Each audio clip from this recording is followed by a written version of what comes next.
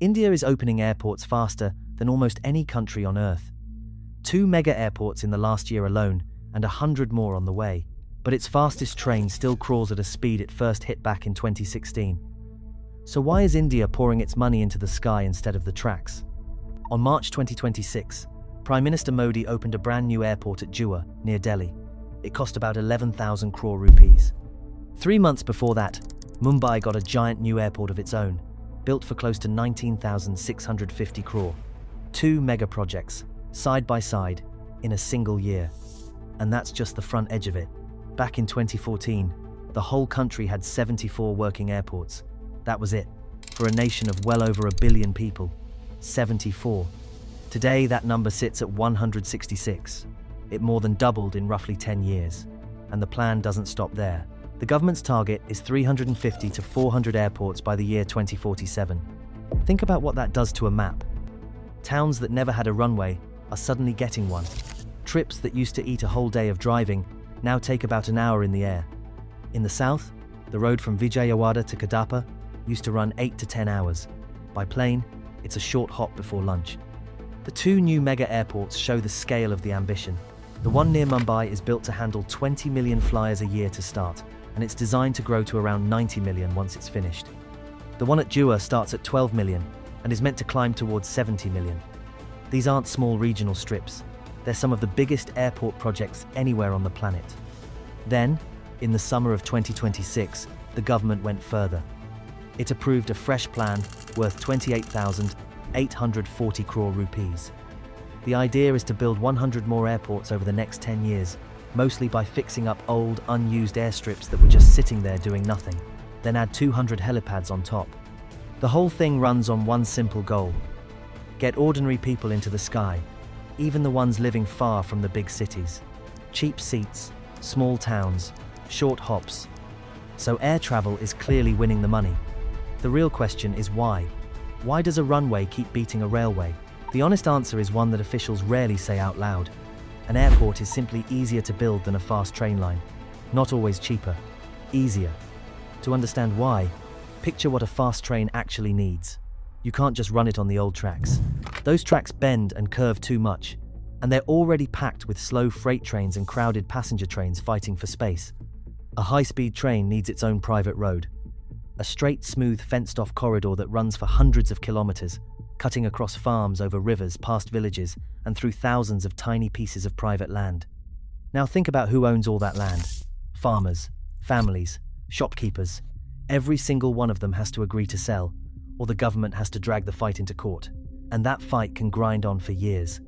One angry village sitting in the middle of the route can freeze the whole project. An airport dodges most of that.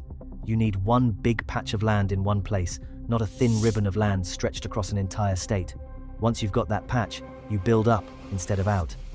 A runway, terminal, and tower. And here's the clever part of India's newest plan. A lot of these 100 airports won't be built from scratch at all. They'll be upgrades of airstrips that already exist. Less land to buy, almost nobody to fight, faster to finish. There's also the clock. A leader who wants to show real progress before the next election needs a win he can point to. An airport gives him that. Cut a ribbon in 4 or 5 years, fly in on the first plane, smile for the cameras. A high-speed train can swallow a whole decade and still not carry a single paying passenger by voting day. And India doesn't have to guess how that plays out. It has living proof, right now, sitting half-built across 2 states. India is building one true high-speed rail line, just one. It runs 508 kilometers, from Mumbai to Ahmedabad. The trains will use Japanese bullet train technology, the same kind that's been running safely in Japan for 60 years. When it's done, it will turn a 6-hour trip into a 2-hour one. That sounds wonderful. Here's the catch. The project was approved back in December 2015.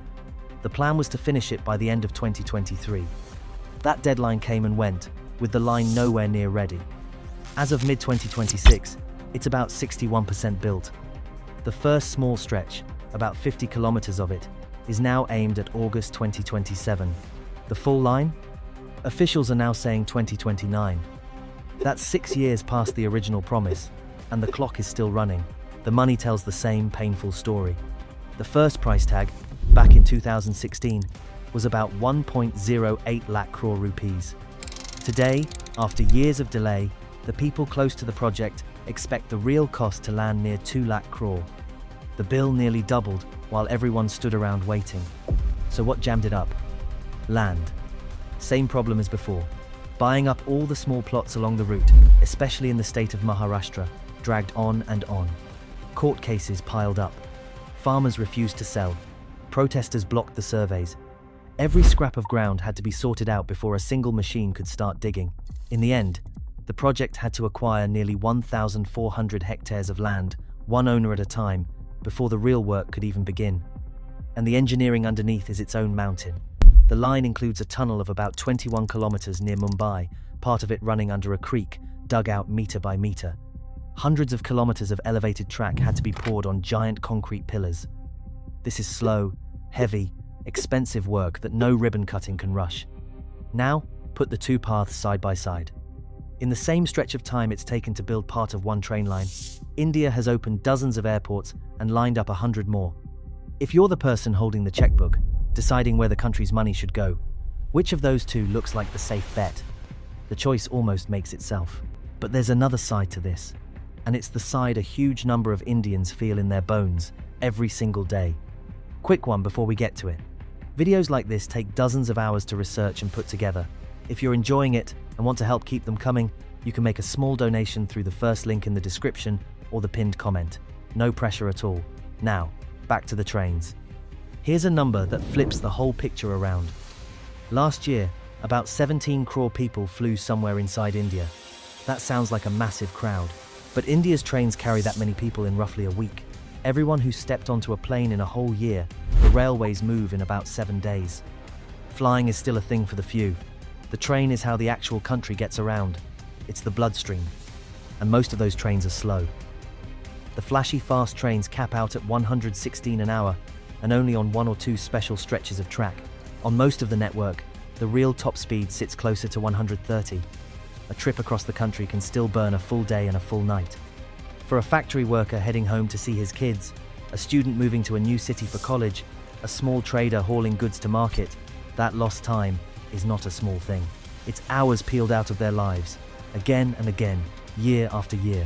So here's what a lot of people are actually asking for. It is not that bullet trains for everyone. It's something far more modest. Take the tracks that already exist and lift them.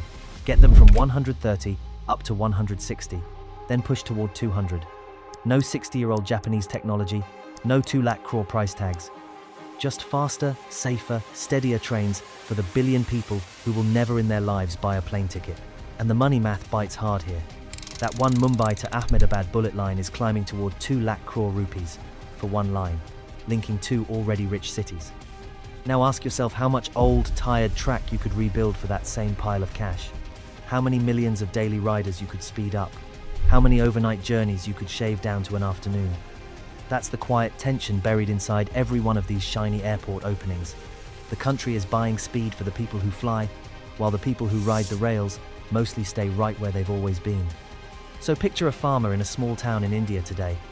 Because of all this building, there's now a brand new airport, maybe 40 minutes from his house. He drives past it sometimes, on his way to the fields. He's never once been inside it. He's never been on a plane in his life, and he probably won't be anytime soon. When he does need to travel, to a wedding, hospital in the city, or to see family 2 states away, he takes the train, the same kind of train his father took, rolling along at the same speed it rolled at 10 years ago. India has made its choice. It bet on the sky. 100 more airports are on the way. The runways will keep opening one ribbon at a time, and the maps will keep filling in with little airplane icons. Maybe that's the smart move for a country trying to look modern and grow fast and pull ahead of its neighbors. Or maybe the real answer is standing on a crowded platform right now, watching a slow train pull in the one country on Earth that truly runs on rails. So which one did India get wrong?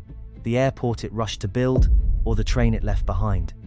And if you made it this far, thank you. These documentaries take a lot of time to research, write, and produce. If you enjoy this kind of content and want to help support the channel, you can make a small donation through the first link in the description or the pinned comment. No pressure at all. But every bit genuinely helps keep more videos like this one coming. And speaking of India building big, there's one project that makes even these airports look small. India just opened the widest road tunnel on Earth. It's on screen right now, so go give it a watch. I'll see you in the next one.